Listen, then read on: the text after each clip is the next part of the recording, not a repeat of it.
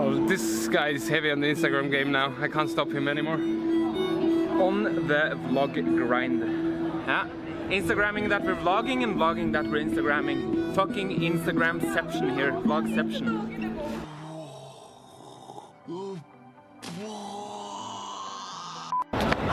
Let's do it. Woo! Sup, plebs? Oh shit. Celebs. Plebs. I wanted to say celebs. Time for a new episode. Espen, what's the plan for this week? This week and the next week we're playing the Unibet Online series. Bunch of tournaments. Me and Bet decided to up the stakes a little bit. Got a little 1k side bet action going. It's a bunch of smaller tournaments. I mean, the highest ones are 100 euro buy-ins, which is not that small. But the smallest ones are like 50 cents or something like that. The nanos. Yeah, it's not like really high stakes, and it's not actually really helping us towards our goal of making 1 year 1 million. So yeah, pretty much the series is on, and because there's a lot of games, nano games, that are not helping the project because the stakes are really low, we just decided to make a little bet to have more incentive to have fun while we play poker. It doesn't really help the project either though, because it's going to be 1k from me to you or 1k from you to me, so we're fucking breaking even on that part as well.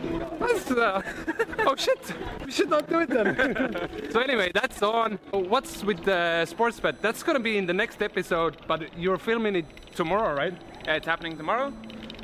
We've been doing it for a few months now. It's a fitness bet where, okay, so we have 5 exercises. We need to deadlift 150 kilos, do 1 muscle up, 15 hang-ups, then it's a 15-kilometer run without any breaks or without any walking or whatever. And I know Rauno has never ran that much, like ever before. And then it's 10 one-arm push-ups or 5 on each arm. Then there's a 500 euro penalty for every exercise that you fail. And we're 3 guys doing it, so I hope they fail everything. I make everything and then I will be rich. Not gonna happen though. I think honestly, like, everyone is gonna make everything. I might actually fail either the muscle ups or the hang ups. Yeah, a lot of details. We really wanted to know that, right? Not really. Come on. Darkness. All of our viewers are fitness addicts. Are they? Who care about these things. Yeah. Sure. Not so. Sure. And then, except for that, I don't know. We're just gonna grind online for a while. I'm not gonna, or we're not gonna be traveling for a little while now. We're not gonna be going to Vegas this summer. Nope. So I think, are you going to Glasgow? Yes, I think I am. Yeah. They asked me to at least, so. Yeah.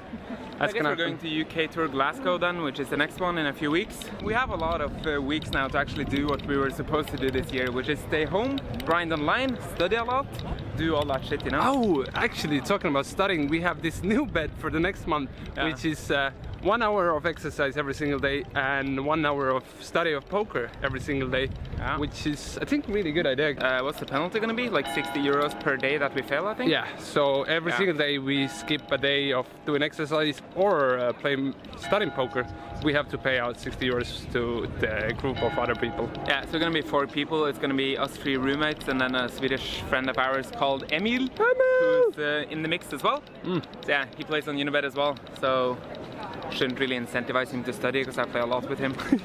Please don't study, that's just ship the money, please. Thanks, buddy. So, like, reading a question. Okay, I think this one is pretty good. One guy is asking, okay, he's talking about Malta and Bucharest and stuff, and then he says, my question is, do you recommend staking for amateur players, or do you think it's better to just do it on your own? We can talk about that again. As you can see, there's a lot of stuff going on in the summer here, so let's find a quieter place to talk about the questions.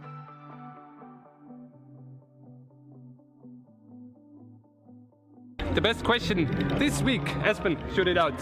Yeah, let's see, who was it first of all? It was a guy called Pop Raul, who says, nice guys, I almost qualified for Malta but ended up short in the finals, sad smiley, hope I'll make it to Bucharest. We hope you make it as well. My question is, do you recommend staking for amateur players, or do you think it's better to just do it on your own? What do we think? So, for me, to be honest, I've been staked before. I did it for a year for a stable in Estonia. I was a long-time poker player and I had always done it alone by that time. Yeah. But for me, that was the best decision ever, because straight after joining the group, joining the stable, I was surrounded with like-minded people. Not everyone working as hard as you, but you have people around you who have more information than you, and Yeah, really easy, good way to improve. So giving away 50%, maybe more of your income doesn't really matter because you're paying for your schooling. Yeah, I guess that's the main part of being in a stable, right? It's not that you're getting to play for someone else's money, but that you're in a group of like-minded people, you can learn from each other and whatever. I think that's like, especially the bigger stables now, I know they have like super serious like coaching groups. They have one-on-one coaching every week, they have group coachings, they have like all of these things, you know? And training videos that are just for the stable and stuff like that. So I think that's the main part. For me, I've never been staked. I just started on my own, grinded free rolls and small stuff, you know, and build the bankroll from there. And I think there's merit to that as well. Because then it's like all on you, you know, if you go broke, you're fucked. You can't just get more money and be in bigger makeup. If you go broke, you actually have to find a day job or whatever. So it's a bit more, makes you a bit more accountable and responsible, I think.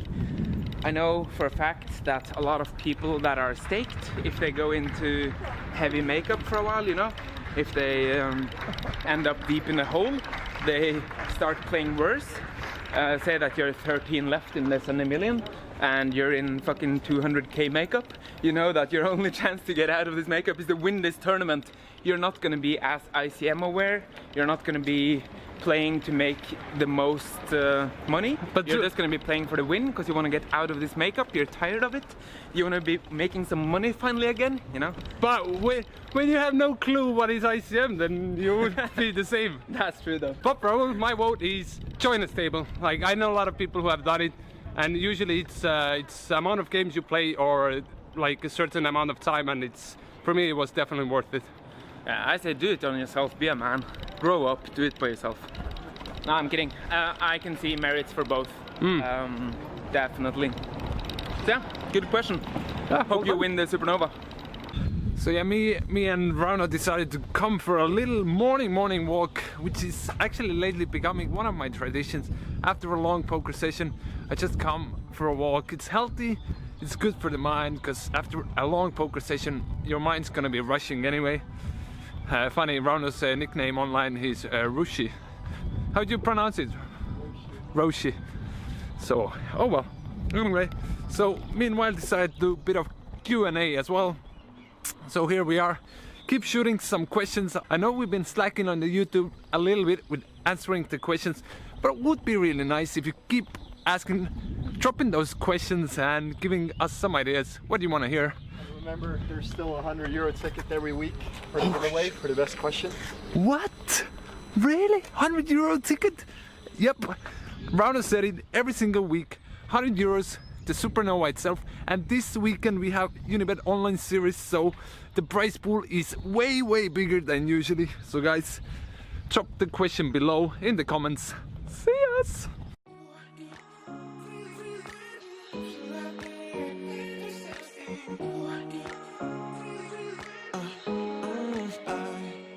Love89 asked us, great episode, what is your best poker moment? I'm guessing I'm gonna start with a pretty simple answer for this one. I played the Unibet Open main event last year in London, final tabled it, and by far the best moment ever. And also, I did suck out Ace King versus Ace Ace on the final table as well, so even better. Yeah, I have a couple of best poker moments. One I remember super vividly, which is like such a random moment and completely insignificant, was pretty early on in my career when I had been playing poker professionally for like 4 months or something like that. And I was just like playing low stakes. But one Sunday I sold action to my first Sunday Million, the very first Sunday Million I ever played. And I made a pretty deep run, made it to like top 50 or something.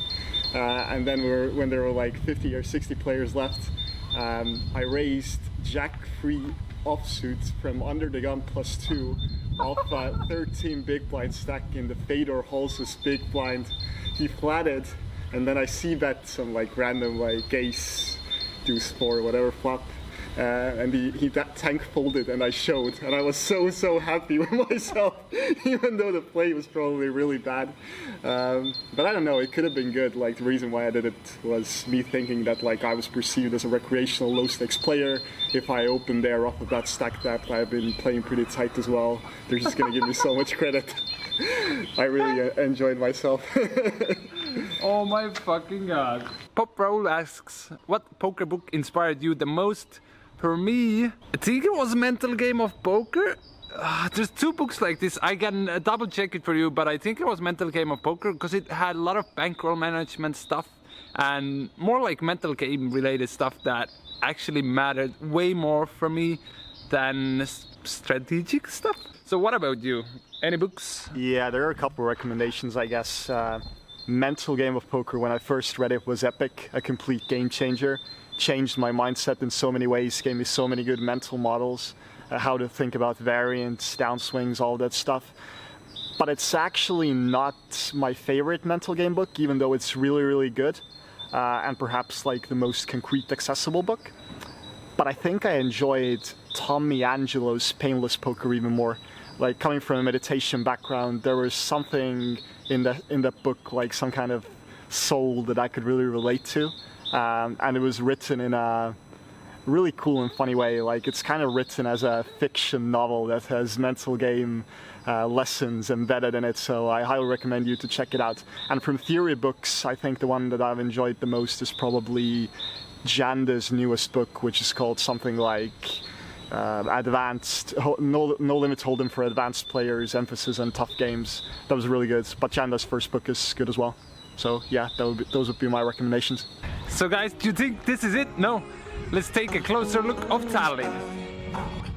Every night I'm going on the grid, texting back, I want you, hit you up, I'm on the other side, I miss you, take you off, I came in way too strong, cannot keep it low key, got me drugged, your pheromones hit the roof, auto, your taste, it's really a bad reception out there, where you heading?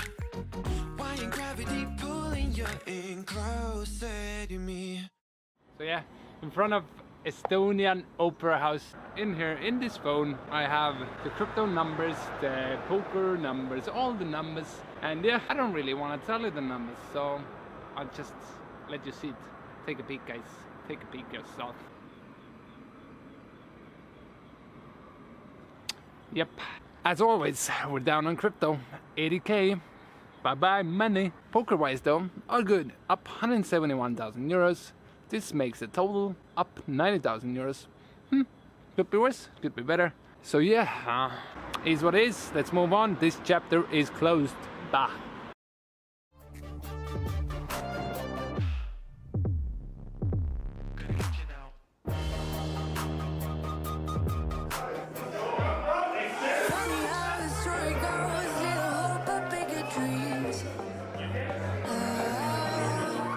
They try to bring the sucker down, singing loud.